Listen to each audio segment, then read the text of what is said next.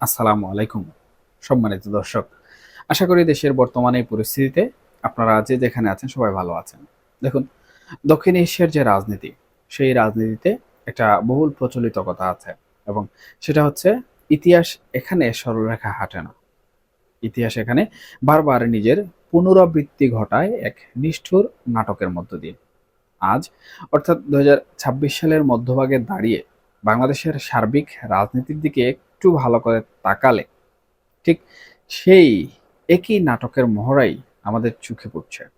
গত কয়েকদিনের কিছু ঘটনা এবং বেশ কিছু আলোচিত রাজনৈতিক বিশ্লেষণের দিকে যদি আমরা একটু ঠান্ডা মাথায় ভালো করে চোখ রাখি, তবে একটা শঙ্কা এবং একই সাথে গভীর কৌতূহল কিন্তু আমাদের মনকে আঁকড়ে ধরে। দর্শক, এই যেমন ধরুন, জাতীয় সংসদ ভবনের ভেতরে গণপূর্ত বিভাগের মতো অতি সংবেদনশীল এবং গুরুত্বপূর্ণ স্থানে রহস্যজনকভাবে অগ্নিকাণ্ড, দেশের বিভিন্ন স্থানে একের পর এক ককটেল বিস্ফোরণ কিংবা বোমা হামলা, রাজপথে নতুন রাজনৈতিক দল এনসিপির উপর হামলা, আর একদিকে উচ্চ আদালত থেকে জামিন পাওয়ার পরও জেল গেটে বিশিষ্ট ব্যক্তিদের পুনরায় নতুন মামলায় গ্রেফতার। এসব কি স্রেফ কিছু বিচ্ছিন্ন ঘটনা, নাকি এর পেছনে লুকিয়ে আছে ক্ষমতার অলিন্দে থাকা গভীর কোনো মনস্তাত্ত্বিক সংকট? আর সবথেকে বড় যে প্রশ্ন সেটি হলো, এই যে মাঠের রাজনীতির মধ্যে পারস্পরিক কাদা ছুড়াছুড়ি আর অস্থিরতা, দিন শেষে এখানে আসলে লাভবান হচ্ছে কারা? আপাতত দৃষ্টিতে যাদের আমরা মাঠের বাইরে দেখছি, অর্থাৎ ২০২৪-এ ক্ষমতাচ্যুত হওয়া আওয়ামী লীগ, তারা কি খুব নীরবে এমনকি অলিখিতভাবে জনগণের মনস্তাত্ত্বিক ময়দানে আবারও শক্ত ভিত তৈরি করে ফেলছে, নাকি অন্য কিছু ঘটছে? দেখুন দর্শক, আমরা যদি একটু ভালো করে পেছনের দিকে ফিরে তাকাই, তাহলে একটা প্রশ্ন সামনে আসে এবং সেটা হচ্ছে, ডক্টর ইউনূসের নেতৃত্বাধীন যে অন্তর্বর্তীকালীন সরকার ছিল, সেই সরকারের বিদায়টা আসলে কেমন ছিল? যে ইউনূস সাহেব বিশ্বজুড়ে বিপুল সম্মান আর বিপুল প্রত্যাশা নিয়ে ক্ষমতার মসনদে বসেছিলেন, সাধারণ মানুষের আকাশচুম্বী আবেগ ভর করেছিল তার উপর। তার বিদায়টা কি খুব জাঁকজমক ছিল, নাকি জনগণের চরম ক্ষোভ, দেশ জুড়ে চরম অস্থিতিশীলতা, প্রশাসনিক স্থবিরতা আর আইন শৃঙ্খলা পরিস্থিতির অবনতির মুখে তার বিদায় কিন্তু খুব একটা সম্মানজনক হয়নি? আর ঠিক একই সংকট, সেই একই বিষাদগ্রস্ত আবহ কি এখন নতুন নির্বাচিত যে সরকার রয়েছে, অর্থাৎ বিএনপি সরকারের ক্ষেত্রেও বাস্তবায়িত হতে যাচ্ছে? কিন্তু প্রশ্ন হচ্ছে, কেন? এর উত্তর হচ্ছে, সাধারণ মানুষ বিগত যে ২টি বছর তারা নানা ধরনের শান্তি, স্থায়িত্ব এবং অর্থনৈতিক স্বস্তির স্বপ্ন দেখেছিল, নতুন সরকারের আমলেও তার বাস্তব প্রতিফলন কিন্তু খুব একটা দেখা যাচ্ছে না। ফলে দেশের খেটে খাওয়া যে সাধারণ মানুষজন আছেন, তাদের অন্তরে আজ কিন্তু এক ধরনের অলিখিত অনুশোচনা কাজ করতে শুরু করেছে। অনেকেই কিন্তু মনে মনে নানাভাবে প্রশ্ন তুলছেন, ২৪-এর সেই উত্তাল দিনগুলোতে রাজপথে সংহতি জানিয়ে তারা কি ভুল করেছিলেন? আর এই জনমানুষের মানসিক পরিবর্তন থেকেই মূলত পরম শক্তি সঞ্চয় করছে বিগত দিনে, অর্থাৎ ২০২৪ সালে ক্ষমতাচ্যুত হওয়া রাজনৈতিক দল আওয়ামী লীগ। বর্তমানে খবর ছড়িয়ে পড়েছে যে আগামী ডিসেম্বরে শেখ হাসিনা দেশে ফিরতে পারেন কিংবা দেশে ফিরতে চাচ্ছেন। আর এই খবরটিকে কিন্তু সাধারণ মানুষ আগের মতো প্রত্যাখ্যান কিংবা নেতিবাচক হিসাবে নিতে দেখা যাচ্ছে না, বরং বেশ ইতিবাচকভাবেই তারা এই বিষয়টিকে গ্রহণ করতে শুরু করেছে ইতিমধ্যে।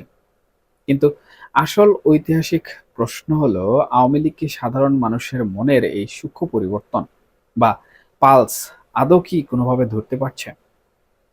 সুপ্রিয় দর্শক, আমরা সম্প্রতি নেপালের দিকে যদি তাকাই, তাহলে দেখতে পাই সেখানে বিপ্লবী সরকারের বিরুদ্ধে কিভাবে বর্তমানে সাধারণ মানুষ আবার রাজপথে নেমে এসেছে। বাংলাদেশেও কি তবে ঠিক একই ঘটনার পুনরাবৃত্তি ঘটতে যাচ্ছে? আওয়ামী লীগের জন্য কি দেশের অগণিত যে সকল সাধারণ মানুষ আছেন, তারা কি আবারও রাজপথে নামবে?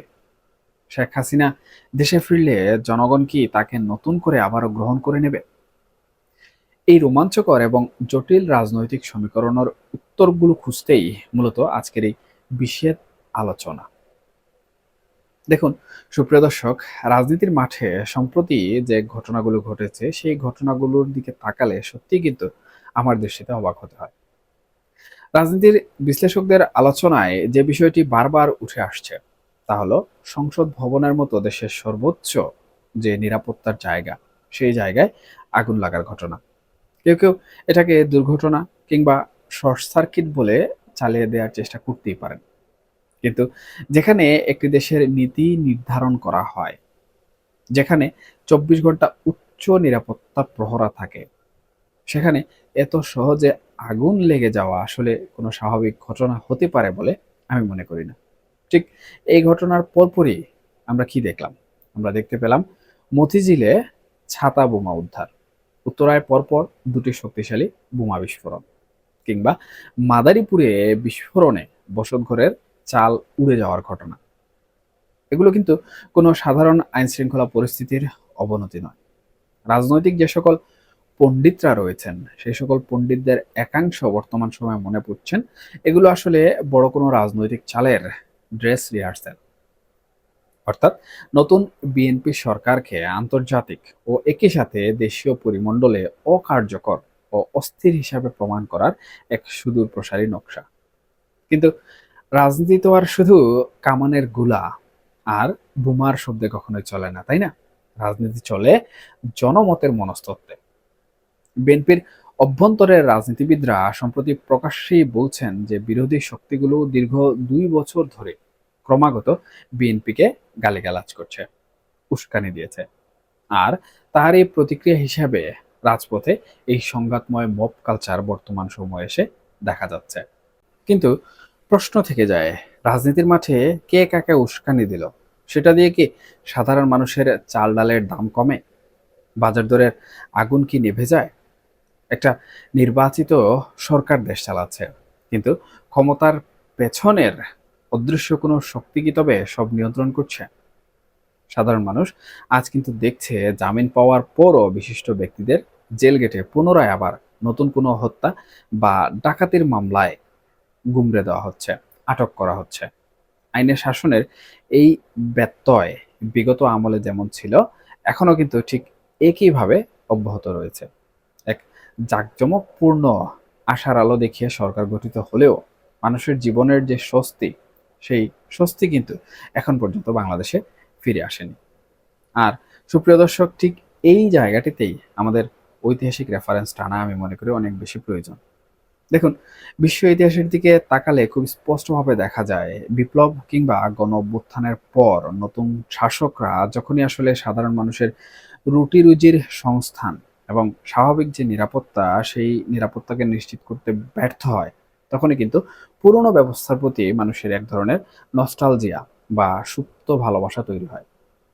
দেখুন, ফরাসি বিপ্লব পরবর্তী অস্থিরতার পর সাধারণ ফরাসি জনগণ যেমন নেপোলিয়নের শক্তিশালী শাসনে ফিরে যেতে বাধ্য হয়েছিল, কিংবা সম্প্রতি নেপালে আমরা দেখছি বিপ্লব পরবর্তী বিশৃঙ্খলা ও স্থবিরতায় অতিষ্ঠ হয়ে জনগণ কিন্তু আবার রাজপথে পুরনো যে রাজনৈতিক দল রয়েছে, সেই রাজনৈতিক ভারসাম্য ও পুরনো শক্তির সমর্থনে নেমে পড়েছে। বাংলাদেশেও কি ঠিক সেই ঐতিহাসিক মনস্তত্ত্ব বর্তমান সময়ে কাজ করছে না? কি মনে হচ্ছে আপনাদের? দেখুন সুপ্রিয় দর্শক, ইউনূস সরকারের শেষ সময়ে মানুষ যে নিরাপত্তা ও স্থিতিশীলতার চরম অভাব বোধ করেছিল, বিএনপি সরকারের বর্তমান পরিস্থিতিতেও সেই একই ছায়া কিন্তু স্পষ্ট হতে শুরু করেছে। মানুষের মধ্যকার এই অনুশোচনা, এই চরম হতাশাই কিন্তু আওয়ামী লীগের জন্য রাজনীতির ময়দানে আমি মনে করি বর্তমান সময়ে সবথেকে বড় ট্রাম্প কার্ড হয়ে দাঁড়াচ্ছে। গত ১.৫-২ বছরে যে সমস্ত ঘটনা ঘটেছে আমাদের এই দেশে, তাতে দেশের একাংশের মানুষ এখন কিন্তু মনে করতে বাধ্য হচ্ছে, হয়তো আগের আমলেই দেশের আইন শৃঙ্খলা অন্ততপক্ষে এতটা ভেঙে পড়েনি। অন্ততপক্ষে একটা ন্যূনতম প্রশাসনিক যে শৃঙ্খলা দরকার ছিল জনগণের জন্য, সেই শৃঙ্খলা বহাল ছিল। কিন্তু বড় প্রশ্ন হচ্ছে, শেখ হাসিনা কিংবা আওয়ামী লীগের শীর্ষ নেতৃত্ব কি জনগণের এই পরিবর্তিত যে পালস, সেই পালস সঠিকভাবে অনুধাবন করতে পারছে?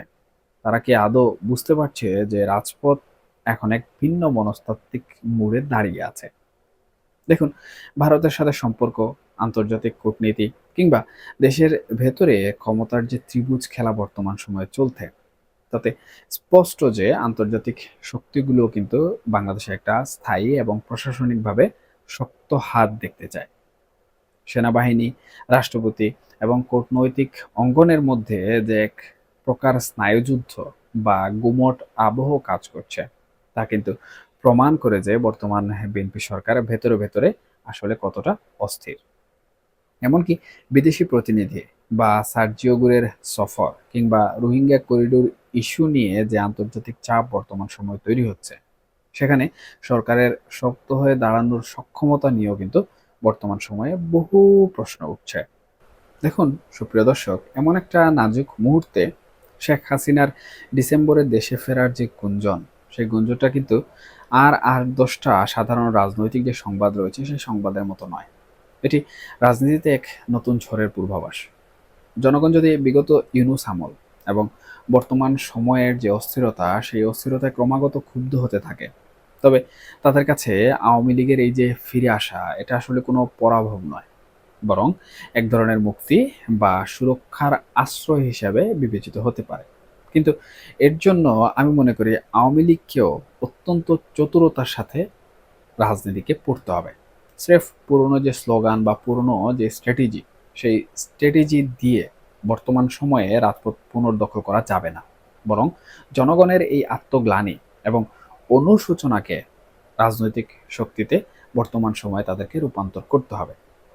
দেখুন সুপ্রিয় দর্শক, সংসদ ভবনে রহস্যময় অগ্নিকাণ্ড থেকে শুরু করে মতিঝিল, উত্তরা কিংবা মাদারীপুরের বোমা হামলার ঘটনা, এগুলো যদি নতুন সরকারকে বিপদে ফেলার কোনো অভ্যন্তরীণ কৌশল এখানে হয়ে থাকে, তবুও আমি মনে করি তার চড়া মাশুল কিন্তু গুনতে হচ্ছে এই দেশের আপামর জনসাধারণকেই। এবং রাজনীতির ভাষায় একে বলা হয় স্ট্র্যাটেজিক কেওস বা পরিকল্পিত বিশৃঙ্খলা। কিন্তু এই পরিকল্পিত বিশৃঙ্খলা যখন সাধারণ মানুষের যে ধৈর্য রয়েছে সেই ধৈর্যের বাঁধ ভেঙে দেয়, তখন মানুষ কিন্তু আর কোনো ধরনের আদর্শের ধার ধারে না। তারা তখন চায় স্থিরতা, তারা চায় সক্ষম নেতৃত্ব। বিএনপির স্বনির্ভর বিষয়ক সম্পাদকদের মুখে আজ যখন আমরা শুনি যে তারাও আসলে এই চরম অস্থিতিশীলতার মধ্যে একটা অস্বস্তি বোধ করছেন, কিংবা তারা স্বীকার করছেন যে দেশ জুড়ে নানা ধরনের বিশৃঙ্খলা ঘটছে এবং নানা ধরনের সংঘাতের কারণে সরকারের ভাবমূর্তিও নষ্ট হচ্ছে, তখন আসলে বুঝতে আর বাকি থাকে না যে গলতটা বর্তমান সময়ে কতটা গভীরে ঢুকে গেছে। দেখুন, রাজনীতির বাইরে থাকা আওয়ামী লীগ কিন্তু কোনো বড় ধরনের আন্দোলন না করেও কেবলমাত্র তারা ঘরে বসে এই যে রাজনৈতিক ভুলগুলো হচ্ছে, এই ভুলের ফায়দা কিন্তু পেয়ে যাচ্ছে। কারণ প্রতিপক্ষ যখন নিজে থেকেই একের পর এক রাজনৈতিক ভুল করতে থাকে, তখন বুদ্ধিমান প্রতিপক্ষের প্রধান কাজই হলো চুপচাপ দাঁড়িয়ে যা ঘটছে সেই পরিস্থিতি পর্যবেক্ষণ করা। আজ তাই রাজপথের চিত্রপট দ্রুত বদলাচ্ছে। মানুষ কিন্তু আজ চারপাশের ঘটনাপ্রবাহ দেখে নিজেদের অজান্তেই পেছনের যে দিনগুলো রয়েছে সেই দিনগুলোর সাথে বর্তমান সময়ের তুলনা করছে। এই তুলনার পাল্লায় যখনই আওয়ামী লীগের আমলকে তুলনামূলক বেশি সুশাসিত বা স্থিতিশীল বলে মনে হতে শুরু করবে, ঠিক তখনই কিন্তু শুরু হবে রাজনীতির আসল খেলা।